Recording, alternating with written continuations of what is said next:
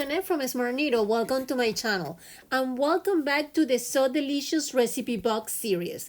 Card designed as a poofy embroidery project with beautiful blanket applique and contour details. The ingredients are stitched on the front of the card and the preparation is stitched on the back, making this a fun and functional double-sided design.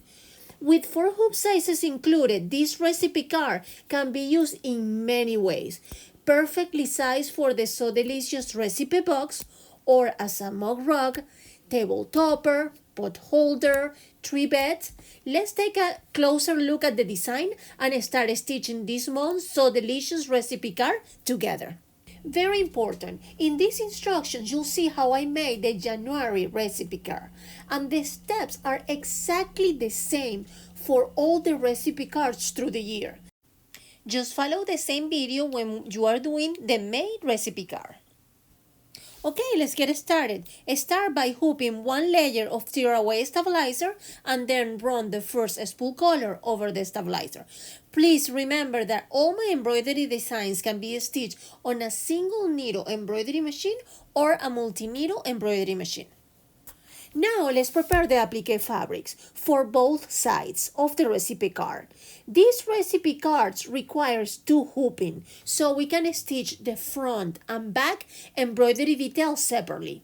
You'll need 2 pattern fabrics of your choice and 2 light color fabrics for the recipe text.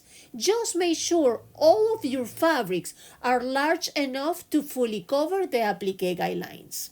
Next, we'll add heat and bond to 3 of these fabrics, both light color fabrics and 1 of the pattern fabrics. That heat and bond back pattern fabric will be used for the preparation side, which is the back of the recipe card. We're going to start by stitching the back side of the card first, so we can later use that finished back applique when we move to the stitching the front of the recipe card. Now we're going to cover the applique guideline with the pattern fabric that have heat and bond in it. Before laying it down, make sure you remove the paper backing. Keep running your machine for the next spool color. This step will stitch the tack down, which attaches the heat and bond pattern fabric to the project. At the same time, this stitch also serves as the guideline for the next light color heat and bond applique fabric. Now we're going to lay down 1 of the heat and bond light colors applique fabric. Just make sure you remove the paper backing. Keep running your machine for the following spool color. It will do the tack down stitch to attach the light color heat and bond applique fabric to the project. After the tack down line is done, we're going to trim all around it. Keep running your machine for the following spool color. It will do the 2 lower corners applique guidelines as the video shows. Now we're going to cover those 2 guidelines with a piece of pattern fabric of your choice. In my case, I use the same applique fabric that we used at the beginning. Just make sure those pieces have heat and bond in it. Then keep running your machine for the following spool color. It will do the tack down stitch to attach those little fabrics to the project. After both tack downs are done, we're going to trim all around it. Then keep running your embroidery machine for the following spool color. It will start doing the blanket applique stitch all around the edges of the applique fabrics. Keep running your machine through the next 3 spool colors. This step will stitch the title embroidery details, the preparation text, and a few snowflakes embroidery accents. Okay, the back of our recipe card is done. That was fast. Go ahead and unhook your project and gently tear away the stabilizer, just as I'm showing you in the video, and then set aside for now. Next, hoop 1 layer of tear away stabilizer again so we can work on the front side of the recipe card. Open the second recipe card embroidery file and then run the first spool color directly onto the stabilizer. Now we are going to cover the whole guideline with 1 or 2 pieces of cotton batting. If you are doing the biggest card, I will recommend 2 pieces of cotton batting. If you're doing the smallest size, I will recommend 1 layer of cotton batting. Then keep running your embroidery machine for the following spool color. It will do the tack down stitch to attach the cotton batting to the project. After the tack down line is all done, we're going to trim the cotton batting all around it. Now that the cotton batting has been trimmed, we're going to cover the whole area with the other piece of pattern fabric of your choice. Remember, this is the piece of fabric that do not have heat and bond. And then keep running your embroidery machine for the following spool color. It will do the tack down stitch to attach the pattern fabric to the project. Keep running your machine for the second applique guideline as the video shows. After the guideline is all done, we're going to cover it with the other piece of light color fabric that has the heat and bond. Just remember to remove the paper backing before laying it down. Then keep running your machine for the following spool color.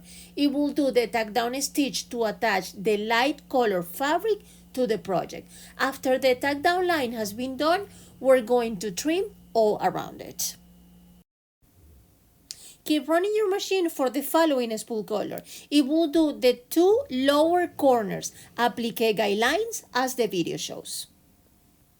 Now we're going to cover those 2 guidelines with a piece of pattern fabric of your choice. In my case, I use the same applique fabric that we used at the beginning. Just make sure those pieces have heat and bond in it.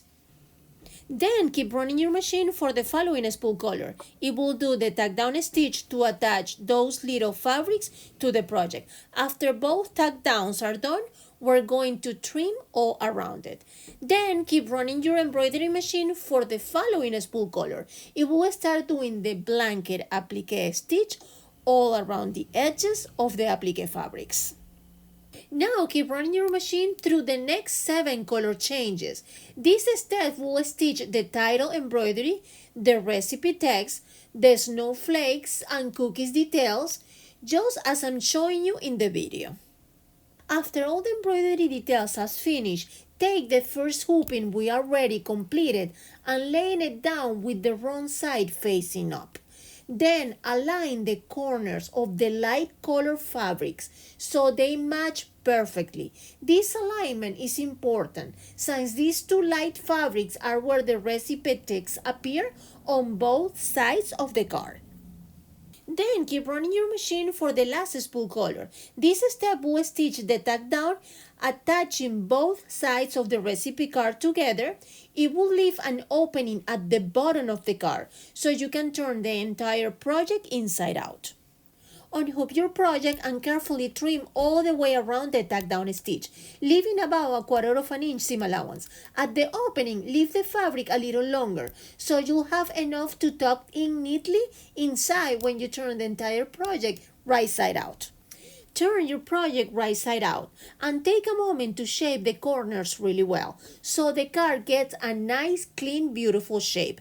Then tuck the fabric neatly into the opening and press the entire card front and back with your iron so the heat and bond adhere and hold everything together. Finally, close the opening by hand or with your sewing machine, whichever you prefer. Now it is time to put our made recipe card inside our recipe box. How exciting! Look how puffy and beautiful they are, with that wonderful craftsmanship when you touch them. And please, when you make the recipes, remember me and send me some. They look absolutely delicious. It's amazing how quickly this recipe box is filling up with all these wonderful recipe cards. Every month we add a new recipe, and little by little the recipe boxes start filling up with delicious memories. I love that each card is not only a recipe you can actually make in your kitchen, but also a beautiful little quilted project that you stitch yourself. It's like creating a handmade cookbook 1 month at a time.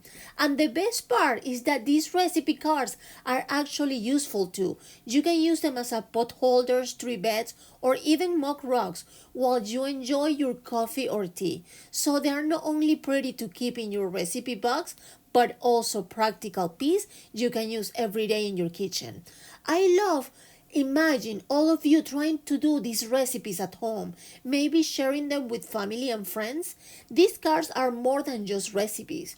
They are little keepsakes that will grow into a full collection of tasty ideas and creative stitches through the year. I honestly can't wait to see this box filled with all 12 recipe cards. Thank you so much for stitching along with me today. It truly means the world. If you enjoyed this video, please give it a thumbs up. It really helps Smart Needle channel so I can continue creating more embroidery tutorials for all of you to enjoy. Thank you so much, and I will see you in my next video. Bye bye.